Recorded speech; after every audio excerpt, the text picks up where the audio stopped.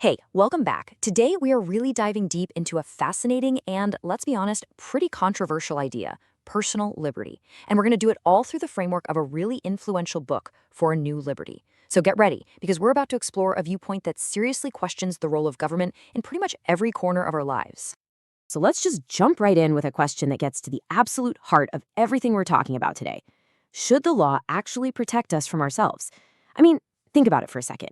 It sounds simple, right? But how you answer that question ends up defining everything from what you're allowed to eat or drink to how you're allowed to defend your own home.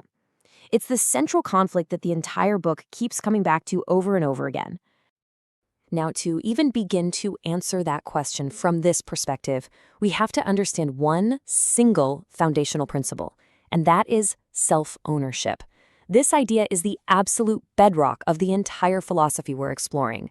It's the belief that you, your body, your mind, your labor belong to you and you alone.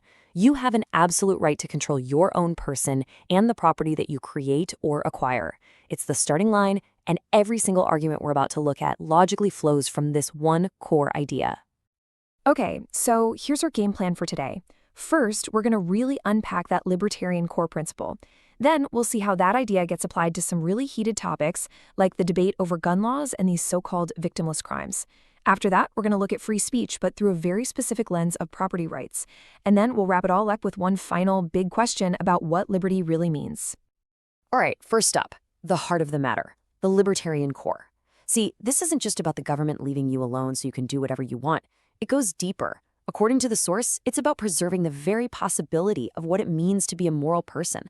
And that, the author insists, absolutely requires the freedom to choose your own path. And this is such a critical distinction.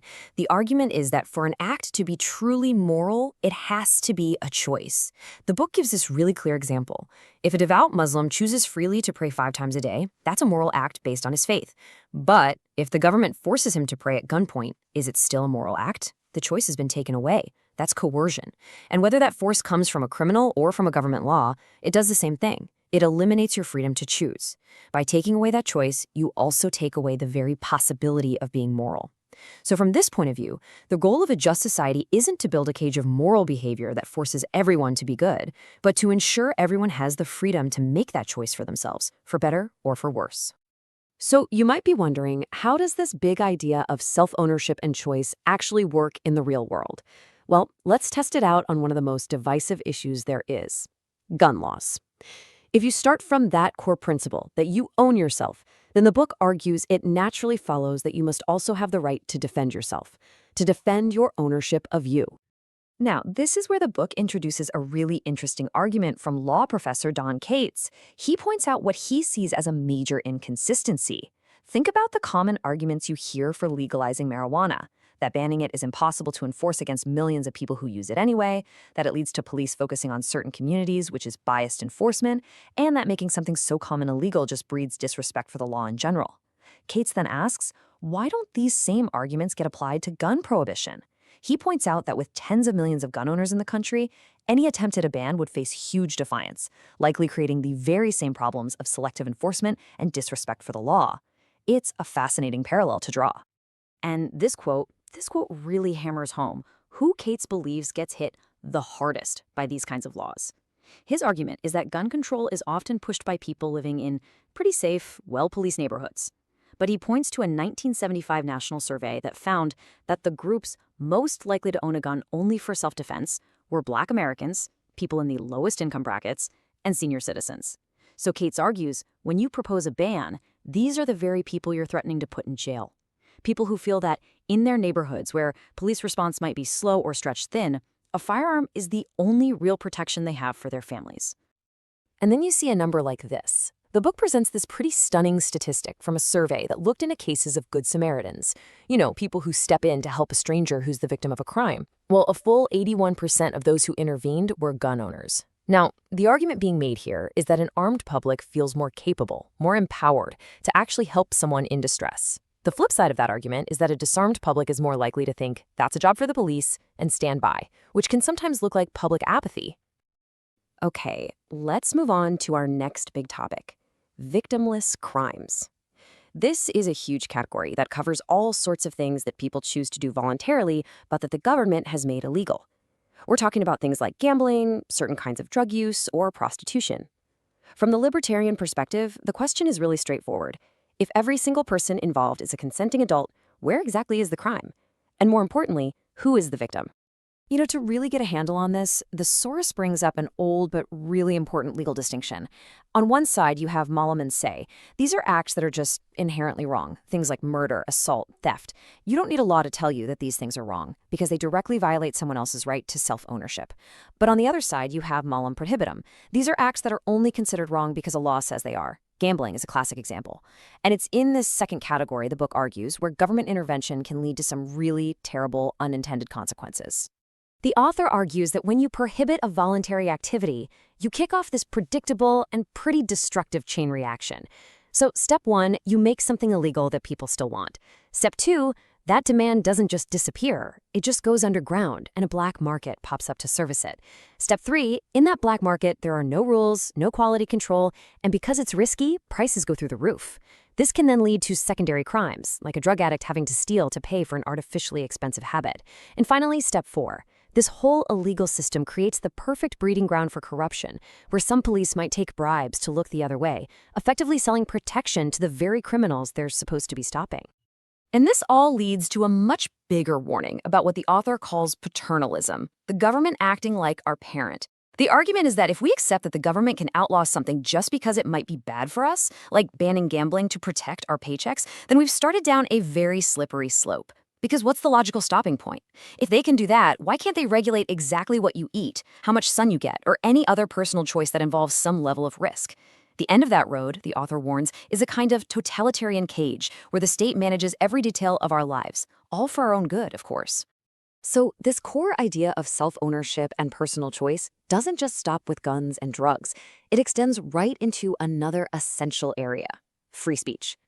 Now, from the libertarian viewpoint presented in the book, free speech isn't some kind of abstract right that just floats around in the ether. It's a direct, logical extension of property rights. Put simply, the right to free speech is your right to use your own property, your vocal cords, your printing press, your website, your land, to express whatever ideas you want. And when you look at free speech through this property rights lens, some pretty controversial conclusions fall out. The book argues that things like libel and slander laws are actually illegitimate. Why? Because you can't own your reputation. Your reputation is just the sum of the opinions that exist inside other people's heads. Boycotts? That's just people peacefully using their right to not do business with someone. Pornography is simply the right to create, sell, and view whatever material you choose on your own property. And even advocating for illegal acts, short of directly inciting an immediate crime, should be protected. The reasoning is that to punish the speaker for what the listener does denies the listener's own free will and responsibility for their actions. Okay, so let's look at a historical example of this. The book presents the history of radio as a perfect case study in government intervention. Now, the story most of us hear is that early radio was total chaos, with stations broadcasting over each other, and the government had to step in and fix it. But the book argues that's not what happened at all. It claims that in the early 1920s, the courts were actually beginning to solve the problem by applying property rights to the airwaves, treating frequencies just like land that could be homesteaded and owned. But fearing a world of privately owned broadcast channels, Congress panicked. They rushed in, first with a stopgap measure, and then with the Radio Act of 1927, which completely nationalized the airwaves, declaring them public property under federal control. And this table really lays out the consequences of that decision perfectly. Look at the left column. For newspapers and books, ownership is private. The owner gets to decide what gets published, and the result is an incredibly diverse range of viewpoints from one end of the spectrum to the other. Now look at the right column for radio and TV. The government owns the airwaves and only grants licenses to broadcasters. This means the FCC gets to regulate content, and every station operates with the fear of losing its license. And what's the result, according to the source? A broadcast media that tends to be bland, uniform, and very careful not to step on the toes of the establishment. Whew, we have covered a lot of ground today, haven't we? We've taken this one single principle of self-ownership and applied it to guns, to drugs, to speech. So now let's try and tie this all together for the final big takeaway. In the end, it really all comes back to where we started. This single sentence pretty much sums up the entire philosophy. Whether you're talking about a law that prevents you from owning a tool for self-defense, a law that prohibits a consensual transaction, or a regulation that tells a TV station what it can and cannot say, from the libertarian perspective, it's all the same thing. It's all coercion. And for the author, that coercion is the ultimate political evil, because it robs us of our freedom to choose, and in doing so, it robs us of our very humanity, our ability to live as moral beings. And so, that brings us to the final question, the one I'm going to leave you with to think about.